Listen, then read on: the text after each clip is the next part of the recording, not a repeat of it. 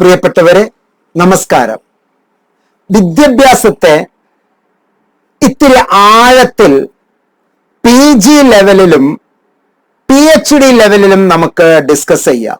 ഈ ഒരു വീഡിയോയിൽ ഒരു 10 മിനിറ്റ് വീഡിയോയിൽ പ്രധാനമായും നമ്മൾ ഉന്നം വയ്ക്കുന്നത് MEd അഥവാ MA എഡ്യൂക്കേഷൻ എന്നുള്ള കോഴ്സിന്റെ അഡ്മിഷന് വിദ്യാർത്ഥിനികൾ ശ്രദ്ധിക്കേണ്ടത് എന്തൊക്കെ എന്നുള്ളതാണ്. അതാണ് അതിന്റെ ക്രീം. MA എഡ്യൂക്കേഷൻ അഥവാ MEdന്റെ അഡ്മിഷൻ സാധ്യതകൾ, അതിലുള്ള ഉയർന്ന റോൾ എന്തൊക്കെയാണ് എന്നാണ് നമ്മൾ പറയുന്നത് എങ്കിലും ഒരു അടിസ്ഥാനപരമായി ചില വസ്തുതകൾ നമ്മൾ മനസ്സിലാക്കേണ്ടതുണ്ട്. ഒന്ന്, ഇന്ദിരാഗാന്ധി നാഷണൽ ഓപ്പൺ യൂണിവേഴ്സിറ്റി ഇന്ത്യയിലെ ഏറ്റവും ഗംഭീരമായ ഒരു open university, accredited by NAAC, national assessment and accreditation council, with A++ grade. UGC, university grant commission, ഇന്ത്യയിലെ എല്ലാ വിദ്യാഭ്യാസ സ്ഥാപനങ്ങളെയും പരിഗണിക്കുന്നത് പോലെ, എല്ലാ വിദ്യാഭ്യാസ സ്ഥാപനങ്ങളെയും വളരെ കെയർ ചെയ്യുന്നത് പോലെ, ശ്രദ്ധയോടുകൂടി അതിനെ അസസ് ചെയ്യുന്നത് പോലെ, ഇന്ദിരാഗാന്ധി നാഷണൽ ഓപ്പൺ യൂണിവേഴ്സിറ്റിക്ക് ചില പ്രത്യേക പദവികൾ നൽകി ആദരിച്ചിട്ടുണ്ട്. UGCയുടെ ആ ഒരു നോമൻകൾച്ചർ, ആ ഒരു ക്രമീകരണം, ഒരു നിയന്ത്രണം, ആ നിയന്ത്രണം വേണ്ട, അതിലുപരി മനോഹരമായി പ്രവർത്തിക്കുന്ന ഒരു സ്ഥാപനമാണ് എന്ന് പറഞ്ഞ് ഇഗ്നോയ്ക്ക് എക്സംഷൻസ് നൽകിയിട്ടുള്ള വിഷയം ഞാൻ പല വീഡിയോയിൽ ഇതിനു മുമ്പ് നൽകിയിട്ടുണ്ട്.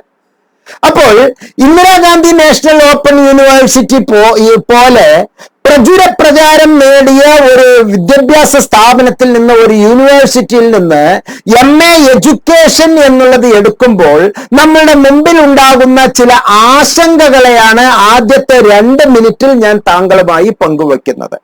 ചില ആശങ്കകളുണ്ട്. എന്താണ് ഇത് MA എഡ്യൂക്കേഷൻ? നമ്മൾ MEd എന്നാണല്ലോ കേട്ടിരിക്കുന്നത്. UGC നെറ്റ് എഴുതാൻ, PhDക്ക് പോകാൻ ഇപ്പോൾ MA എഡ്യൂക്കേഷൻ ഉണ്ടായാലും മതി.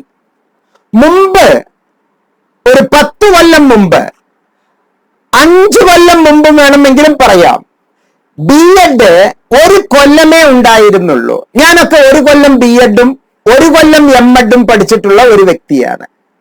പിന്നീട് പല ന്യൂ എഡ്യൂക്കേഷൻ പോളിസികളുടെയും അടിസ്ഥാനത്തിൽ 1 കൊല്ലത്തെ ട്രെയിനിങ് ഉള്ള B.Edനോടൊപ്പം തന്നെ 1 കൊല്ലത്തെ ട്രെയിനിങ് ഉള്ള ഒരു MEdഉം കൂടി വന്ന് ഒരു ഡിഗ്രിക്ക് ശേഷം 2 സ്വതന്ത്രമായ ഡിഗ്രിയും PGയുമായാണ് MEd നിലവിൽ ഉണ്ടായിരുന്നത്.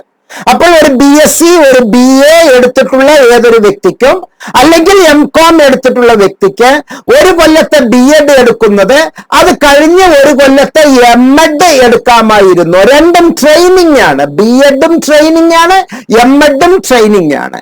പക്ഷെ അതിൽ നിന്ന് മാറി ഇപ്പോൾ ഒരു ഡിഗ്രി കഴിഞ്ഞതിന് ശേഷം ഒരു വിദ്യാഭ്യാസത്തിൽ കൂടുതൽ ആഴത്തിൽ, ട്രെയിനിങ് എന്നുള്ളത് മാറ്റി നിർത്തിക്കൊണ്ട് വിദ്യാഭ്യാസത്തെ കൂടുതൽ പരിപ്രേക്ഷ്യം നൽകിക്കൊണ്ട്, കൂടുതൽ താല്പര്യത്തോടുകൂടി, കൂടുതൽ ഗവേഷണാത്മകമായ, അവിടെ ഒരു ട്രെയിനിങ് എന്നുള്ളതല്ല, ഗവേഷണാത്മകമായ ഒരു രീതിയിൽ MA എഡ്യൂക്കേഷൻ അഥവാ 2 കൊല്ലത്തെ ഒരു പ്രോഗ്രാം ചെയ്യുന്നു.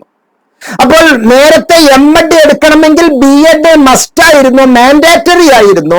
പക്ഷെ ഇപ്പോൾ MA എഡ്യൂക്കേഷൻ ചെയ്യാൻ B.Ed വേണമെന്നില്ല.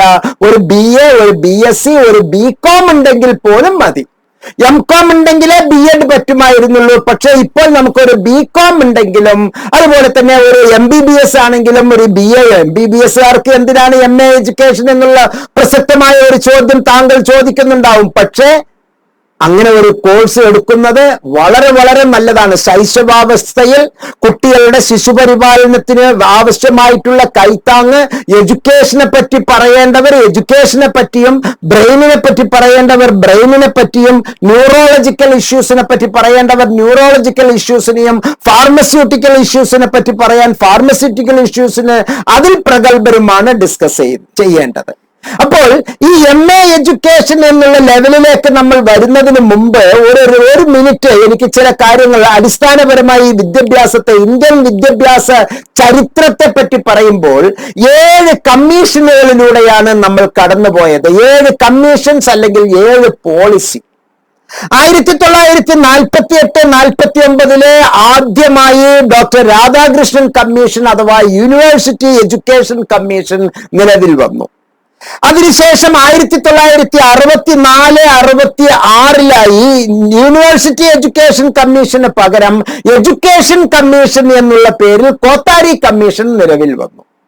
ഈ കോത്താരി കമ്മീഷനും യൂണിവേഴ്സിറ്റി എഡ്യൂക്കേഷൻ കമ്മീഷൻ അഥവാ രാധാകൃഷ്ണൻ കമ്മീഷനും അന്നത്തെ 1960കളിലെ ലോകോത്തര നിലവാരത്തെ ഇന്ത്യയിലേക്ക് എങ്ങനെ കൊണ്ടുവരാം എന്ന് പരിശീലിച്ചപ്പോൾ അതിനുവേണ്ട ഊന്നൽ നൽകിയപ്പോൾ ഇവിടെ ആചാര്യ നരേന്ദ്ര ദേവ കമ്മീഷനും മുതലിയാർ കമ്മീഷനും ഇന്ത്യയിലെ അവസ്ഥകൾക്ക് കൂടുതൽ പ്രാധാന്യം കൊടുത്തുകൊണ്ടുള്ള വിദ്യാഭ്യാസ പാരമ്പര്യത്തിലേക്ക്, വിദ്യാഭ്യാസ അവസ്ഥയിലേക്ക്, സന്തുലിതാവസ്ഥയിലേക്ക് ഒരു ഇക്വിലിബ്രിയം ലെവൽസ് അവർ കൊണ്ടുവന്നു. പ്രത്യേകിച്ച് മുതലിയാർ കമ്മീഷനാണ് എഡ്യൂക്കേഷണൽ ഇക്വിലിബ്രിയം, ഇന്ത്യൻ സിനാരിയോ കൂടുതൽ ഊന്നി പറഞ്ഞത്. അതിനുശേഷം 1968 മുതലിയാർ കമ്മീഷൻസ് നമുക്ക് വരുന്നത്. അതിനുശേഷം 1986 68ന്റെ നേരെ മാറി 86 നാഷണൽ പോളിസി ഓഫ് എഡ്യൂക്കേഷൻ രംഗപ്രവേശനം ചെയ്യുന്നത്. അതിലൂടെയാണ് നമുക്ക് ഓപ്പറേഷൻ ബ്ലാക്ക് ബോർഡ് എന്ന് പറയുന്ന നമ്മളുടെ വിദ്യാഭ്യാസത്തെ തന്നെ മാറ്റിമറിക്കുന്ന informal education, non formal education എന്നുള്ള കാഴ്ചപ്പാടുകൾക്ക് പ്രസക്തിയേറിയത്. ഫോർമൽ എഡ്യൂക്കേഷൻ ഉണ്ട്, ഇൻഫോർമൽ എഡ്യൂക്കേഷൻ ഉണ്ട്, നോൺ ഫോർമൽ എഡ്യൂക്കേഷൻ അനൗപചാരിക വിദ്യാഭ്യാസം അഥവാ സാക്ഷരതാ പരിപാടി എന്നുള്ളത് വന്ന അവസാനം കേരളം അതിന്റെ ഏറ്റവും ജ്വലിക്കുന്ന ഘടനയിലേക്ക് എത്തിയത് ഇത്തരത്തിലുള്ള ഓപ്പറേഷൻ ബ്ലാക്ക് ബോർഡ് എല്ലാം വന്നതിലൂടെയാണ്.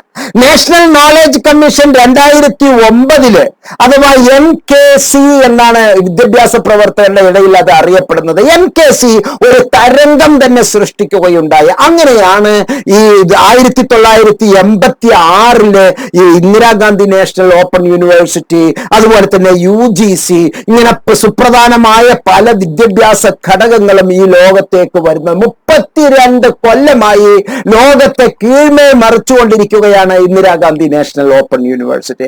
അതിലൊരു അലുമിനിയായി പ്രവർത്തിക്കുന്നതിൽ എനിക്ക് അങ്ങേയറ്റം സന്തോഷവും, അതിലൊരു അക്കാഡമിക് കൗൺസിലറായി, പ്രത്യേകിച്ച് MSc counselling and family therapy കോഴ്സിന്റെ ഒരു അക്കാഡമിക് കൗൺസിലറായി ഇന്ന് ഇന്ത്യയിലെ വിദ്യാഭ്യാസ രംഗത്ത് പ്രവർത്തിക്കാൻ എനിക്ക് സാധിച്ചതിൽ അങ്ങേയറ്റം അഭിമാനമുള്ള, I really proud, I am one of the alumni എന്ന് പറയുന്നതിൽ എനിക്ക് അങ്ങേയറ്റം സന്തോഷമുണ്ട്. ഇപ്പോൾ നടന്നുകൊണ്ടിരിക്കുന്ന ന്യൂ എഡ്യൂക്കേഷൻ പോളിസി NEP 2020 ആണ് ഈ മാറ്റങ്ങൾക്കെല്ലാം കാരണം. അതായത് B.Ed, ഒരു കൊല്ലത്തെ B.Edഉം 1 കൊല്ലത്തെ M.Edഉം. MPhil എന്ന് പറയുന്നത് ആവശ്യമില്ലാത്ത ഒരു കോഴ്സ് എന്നുള്ള ഒരു നിലയിലേക്ക് നമ്മൾ എത്തിപ്പെട്ടിരിക്കുകയാണ്. ആവശ്യമില്ലാത്ത ഒരു കോഴ്സ് എന്നുള്ള നിലയിലേക്ക് നമ്മൾ എത്തിപ്പെട്ടിരിക്കുന്നു. എന്തിനാണ് M.Ed എന്ന് പറയുന്നത്? കൂടാതെ MPhil എന്നുള്ളത്, എഡ്യൂക്കേഷനിലെ MPhilഉം കഴിഞ്ഞിട്ടുള്ള ഒരു വ്യക്തിയാണ് ഞാൻ. MPhil എന്തിനാണ് ആ ഒരു പ്രോഗ്രാം എന്നുള്ള ആ ഒരു ചോദ്യത്തിന് മുമ്പിൽ പകച്ചു പോകുന്നു എൻ ബാല്യം എന്നൊക്കെ പറഞ്ഞതുപോലെ പകച്ചു പോകുന്നു എന്റെ അധ്യാപന ജീവിതം എന്നാണ്. MPhil എന്ന് പറയുന്ന ഒരു സംഗതി തന്നെ വേണ്ട എന്നുള്ള ഒരു കാഴ്ചപ്പാടിലേക്കാണ് ഇപ്പോൾ നമ്മൾ ന്യൂ എഡ്യൂക്കേഷൻ പോളിസി 2020 നമ്മളുടെ മുമ്പിലേക്ക് വന്നിരിക്കുന്നത്. ഈ സന്ദർഭത്തിലാണ് നമ്മൾ പ്രത്യേകിച്ച് MA എഡ്യൂക്കേഷനെ പറ്റി പഠിക്കുന്നത്. പ്രിയപ്പെട്ടവരെ, Indira Gandhi national open university education, MA education കൂടാതെ ഡിസ്റ്റൻസ് എഡ്യൂക്കേഷൻ, വിദൂര വിദ്യാഭ്യാസം എങ്ങനെ നടത്താം എന്നുള്ളത് ഒരു പ്രധാന വിഷയമായി MA ചെയ്യുന്ന ഒരു സ്ഥാപനമാണ്. അഡൽട്ട് വിദ്യാഭ്യാസം, അഡൽട്ട് എഡ്യൂക്കേഷൻ എന്നുള്ളത് ഒരു പ്രധാന വിഷയമായി ഇപ്പൊ history, geography, political science, physics, chemistry, mathematics എന്നെല്ലാം നമ്മൾ ഒരു PG, MA, MSc എല്ലാം ചെയ്യുന്നത് പോലെ education adult education, distance education എന്നുള്ളത് സുപ്രധാനമായ വിഷയങ്ങൾ എടുത്തുകൊണ്ട് നമ്മെ ശാക്തീകരിക്കുകയാണ് ഇത്തരത്തിലുള്ള ഇഗ്നോ എന്നുള്ള സ്ഥാപനം എന്ന് മനസ്സിലാക്കുക. ആക്ച്വലി MA എന്ന് പറയുന്നത്, MA എഡ്യൂക്കേഷൻ എന്ന് പറയുന്നത് വെൽ ട്രെയിൻഡ് ഇൻഡിവിജ്വൽ നോളജ് എഡ്യൂക്കേഷനെ നൽകാനും വിദ്യാഭ്യാസത്തിന്റെ വ്യത്യസ്തമായ മാനങ്ങൾ നമുക്ക് ലഭ്യമാക്കാനും വേണ്ടിയാണ്. മാത്രമല്ല ലേണിംഗ് എക്സ്പീരിയൻസസ് വളരെ കൃത്യമായി ലഭ്യമാക്കാനും അത് സ്വാംശീകരിക്കാനും appreciate knowledge structures, paradigms of educations നമുക്ക് ഉണ്ടാക്കി തരാനും ഈ ഒരു പ്രോഗ്രാം സഹായകമാണ്. മാത്രമല്ല professional effectiveness, participatory educational action, അത് ഡിഫറെന്റ് ഏരിയാസിൽ വിദ്യാഭ്യാസത്തിന്റെ വ്യത്യസ്ത മേഖലകളിൽ നൽകാൻ ഇത് നമ്മെ സഹായകമാണ്. മാത്രമല്ല നമ്മളിലെ ജ്ഞാനം, വൈജ്ഞാനിക സമൂഹം, അങ്ങനെ ഒരു വൈജ്ഞാനിക സമൂഹം ഉണ്ടാക്കാൻ ആവശ്യമായ അനുബന്ധമായിട്ടുള്ള ഒരു ശാക്തീകരണം നമുക്ക് ഈ ഒരു പ്രോഗ്രാം നൽകുന്നു. ഈ പ്രോഗ്രാം ചെയ്യാൻ any ഡിഗ്രി മതി എന്ന് ഞാൻ നേരത്തെ പറഞ്ഞല്ലോ. അത് വിദ്യാഭ്യാസം എന്നുള്ളത് തന്നെ വേണം എന്നില്ല.